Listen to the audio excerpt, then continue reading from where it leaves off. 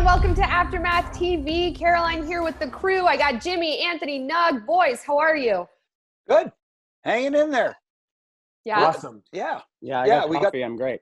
We had one beautiful day of sunshine this week so far. Isn't that funny? And all my friends and I, we were outside the entire day, obviously not together, but we were soaking up the sun, and then we were all sending photos to each other back and forth of how burnt we were, because we take advantage of that in Canada. Once we get one day of sunshine, we're like, oh, tan. Yeah, but we're also outside when it's 12 degrees in our shorts too, because we get what we can.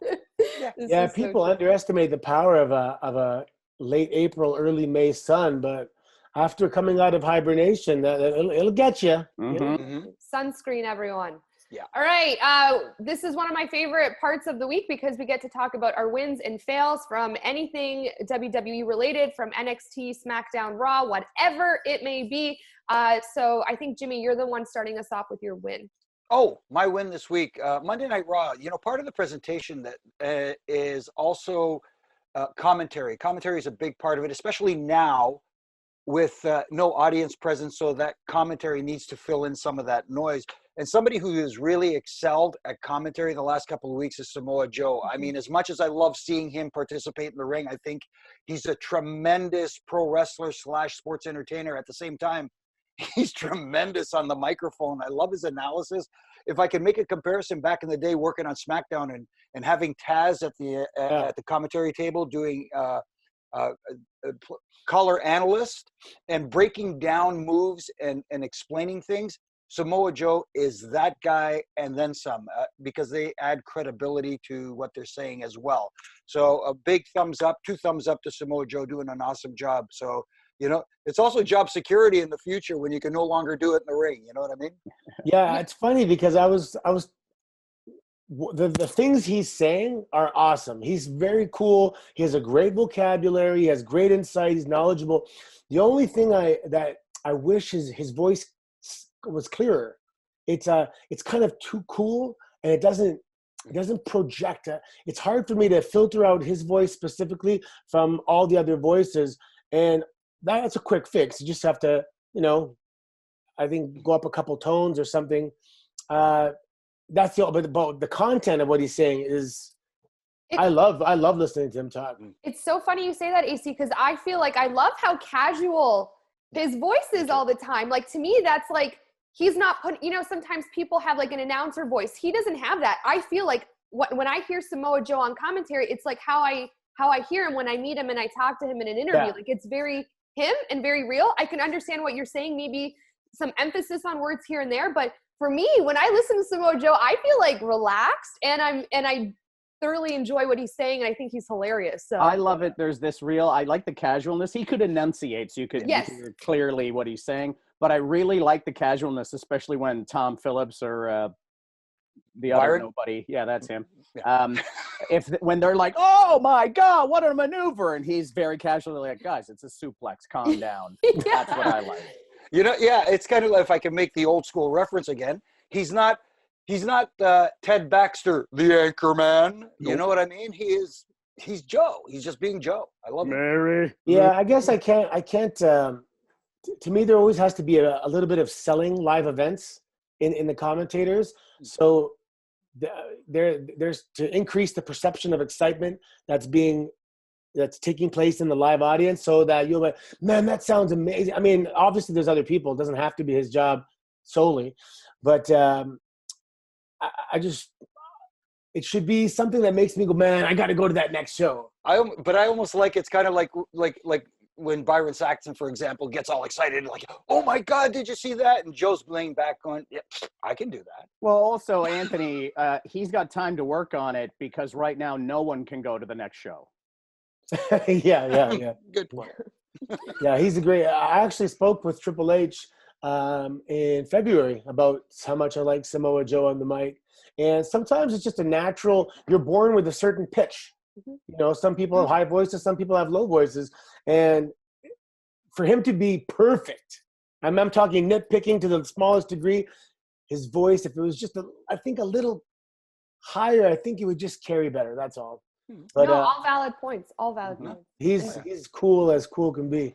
Jimmy, I feel like we all agree with your win.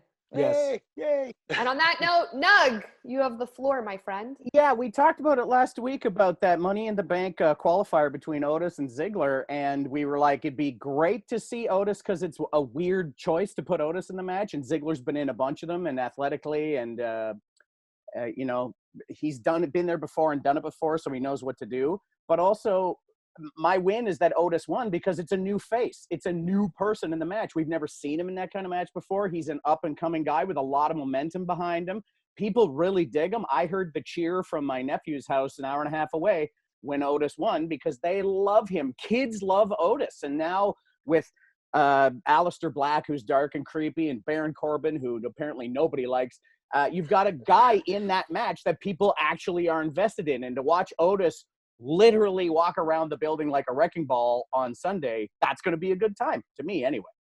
Exactly, and that's the term I like using. He's a wrecking ball in a match where everybody's, you know, brings something different to it. You look at, like you said, you look at an Aleister Black. He can fly. So can a Rey Mysterio.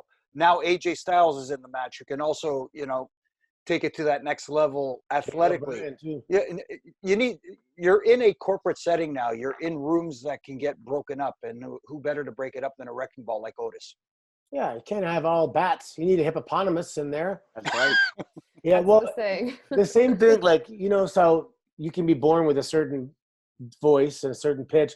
You can also be born with a certain face. And Otis just has that face. When I first saw it, I'm like, this guy is from another time. This guy could have been a wrestler in the 80s, 1000%, and would have been a fan favorite. Kind of looks like one of the Moondogs, actually, now I think about it. He kind of does, and his face is almost too small for his head. Like, it's almost all here, and he's got so much more head to go. Many faces from... from Masters of the Universe. Yeah. And his whole body, I mean, it's a very unusual physique he has. The width and the height and the girth and the arms, the way they look. He is a walking gimmick. Mm-hmm. And I love it. And how he talks, how it's so him, the words he uses, like his mannerisms, everything. Like, to me, Otis is like when I talk to him in the interview, it's like how you see him on TV is exactly how he is. Like, he's so funny. Like, he's one of those people that you just want to, like, hey, you want to go grab a coffee? Because I need to be in a good mood, and you're a good person to be around with good energy. That's what I feel like with Otis. Like, I feel like he's I'll tell hilarious. You, the only bad thing about Otis, you know, sometimes you get on a plane and you're like, this plane's almost full and no one sat beside me yet. And you're like, I might get nobody beside me. And then all of a sudden you see that walk on the plane, you go, no. No, if Otis sat beside me on a plane, I would be thrilled. I would be the person. I would be the person that doesn't shut up. I would be talking to him the entire time, and he would be like, "Can this girl?" Smushed against the window. Yeah, you know, I would actually pay for his upgrade into business class. Yeah. Yes. You want to go first class, Otis? On me. Here you go. So here's my thing, because here's my fail. I love Otis. I actually really, really agree with you, Nug. It's great to see a fresh face. We always talk about how we want that in the WWE picture, but for me, I've hung on to Dolph Ziggler in this Money in the Bank match because he's such an instigator, and I think he's so funny. And I'm like, with this Money in the Bank match, with how unique it is, how it's with how it's in WWE headquarters and how it's on a roof, I was like, this is perfect for Dolph. I'm just trying to think of like context and superstar and personality, and I'm like, Dolph can really mess things up, and I really wanted to see, you know, how he flourishes in it. With that being said, to me, this isn't even a fail, really. It's just kind of like, I think my feelings were a little bit more towards Dolph. I'm excited to see Otis, but if anything, I'm also sad that Mandy's not in the women's Money in the Bank. I was like, put them both together, and especially if they're both happening at the same time, which we'll talk about in another segment. How cool would that be if Otis and Mandy shared another moment somehow, you know?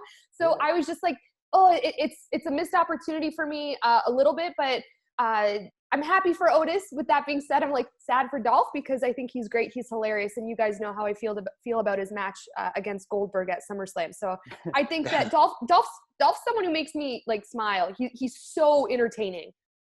No, I totally get that. But at the same time, it's that weird balance of when do you introduce someone new into it? You know, You've seen that face before.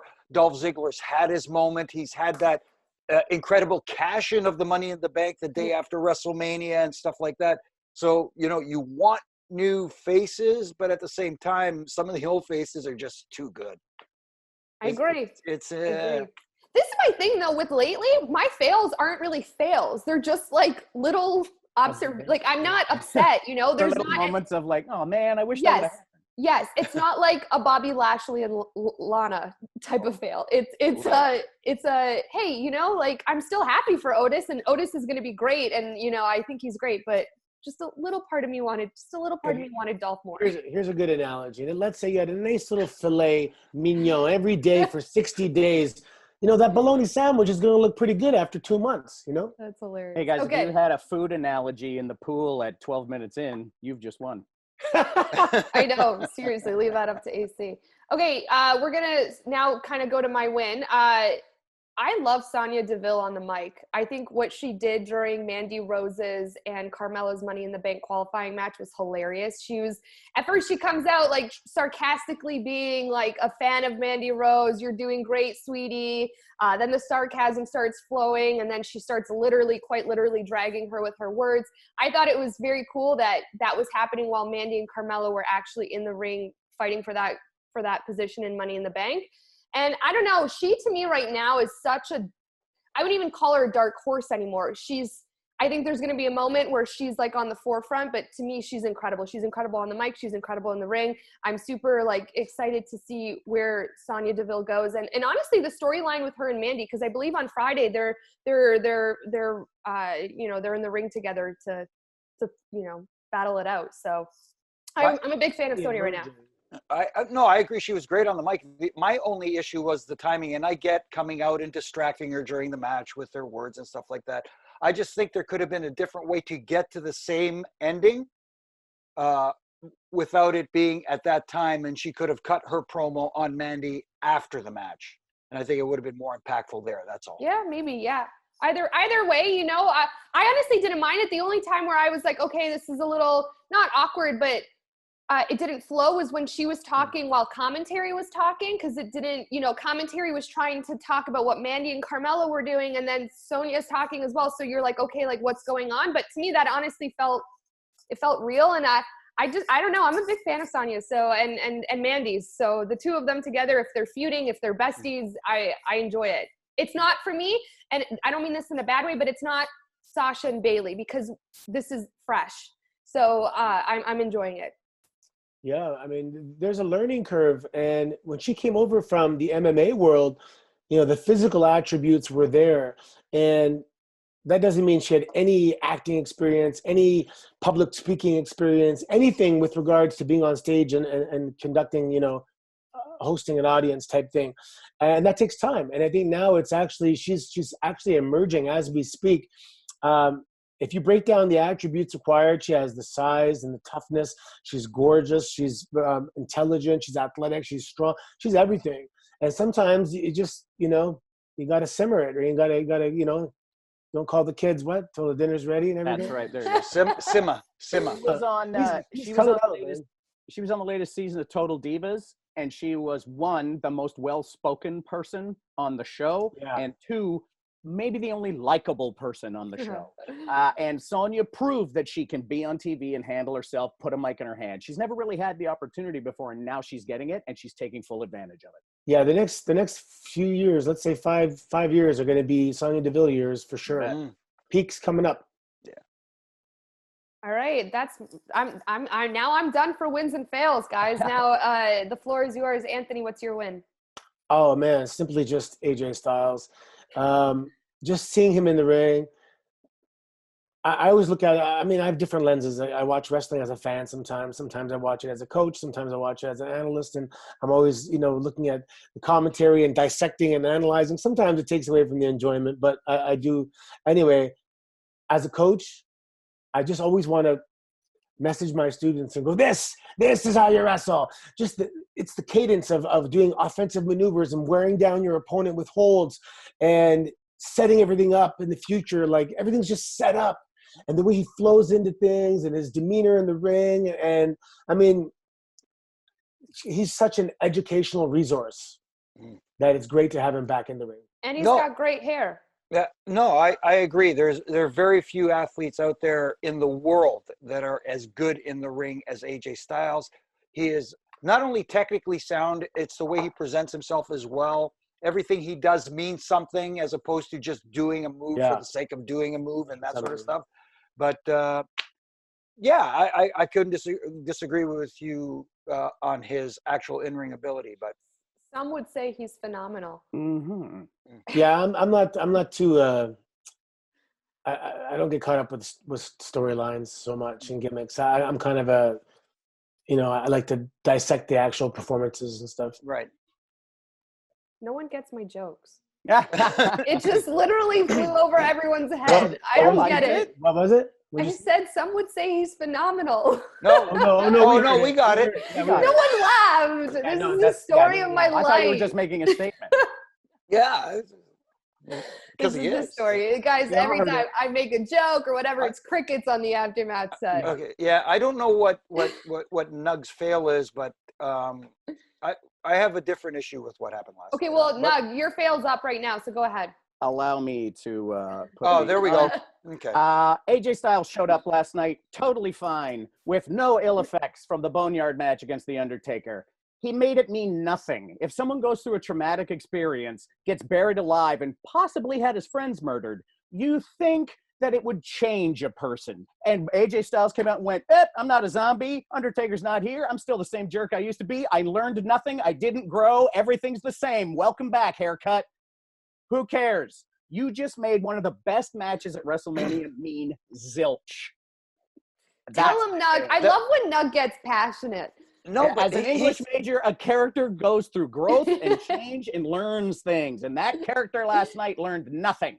And Absolutely. It made me feel stupid for liking that match that he said was garbage. Oh, Nug, I love it. Here's the thing. Like Anthony said, he is one of the best talents in the world today. But at the same time, in the sports entertainment world, you have to be the entire package. Everything has to come together, and the growth of a character. And coming out last night being a little angrier, that was it.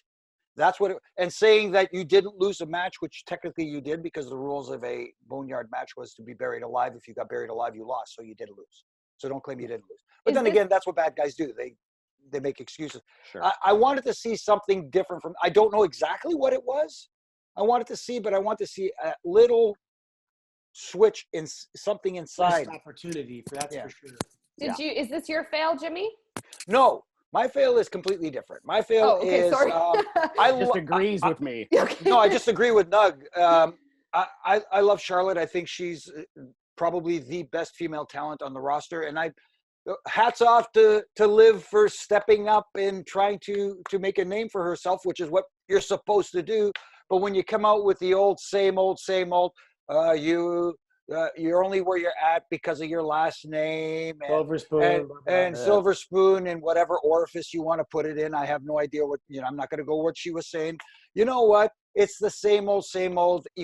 When you come out, give me something different, not the same dial 9 wah wah. It's like I was saying about the trash talk with the microphones picking up everything because there's no crowd. Everybody's saying the same 5 things. There's enough about these people you're in the ring with or about to be in the ring with that you could probably zing them pretty good and not resort to the same old 5 things. Right. And also Charlotte even mentioned that. She even said that this is the same thing everyone else says. So, and if you're going to zing somebody with that line, Charlotte's definitely not the one because she's actually proven that she belongs where she is. That's way past due. When she first came out, you could have said that, but it's actually been said so many times, and it's been proven not to be true anyway. So she wasted her mic time. Yep. Mm-hmm. All right. Lastly, Anthony, your fail. Okay, my fail. Oh God, the Bobby and Lana thing. So Rusev's gone. Where's it going? What's the point? I just hate it. I hate it. I don't want to see them together. I don't want to see them in the same room. I didn't want to see Lana on TV if she's not wrestling. It makes no sense at all. And I usually don't get fired up about things because I don't care that much about that kind of stuff. But it's stupid. It's welcome to my life for the past year, and all my fails have to do with this. Yeah, I'll throw something in there for you, Anthony. A glimpse. Here's a little something for you. She's so proud of his body. Look at my Bobby. Look at his body. And now he's wearing tights that covers up half his body. Yeah. Well, it's an upper body business, kid. Yeah, come on. Don't skip leg day, bro. Yeah, exactly. There you go. We'll end it there. I think we all feel the same way about that. It's a very valid fail, Anthony. But guys, let us know what your wins and your fails are. Talk to us on Twitter using the hashtag AskAftermath. And don't forget to tune in every single Friday on Sportsnet YouTube, because we're hashtag, because we're live every Friday. We're live every Friday. We love talking with you guys, and we want to know what you think about everything that's going on as well. Exactly. I'm trying to be careful here because I don't know sign language, and I could be swearing at people without knowing it. This hashtag. Oh, okay. I just want to make sure. That's all. I mean, I don't know, mine but off camera. Okay. All right, everyone. See you on Friday. Be there.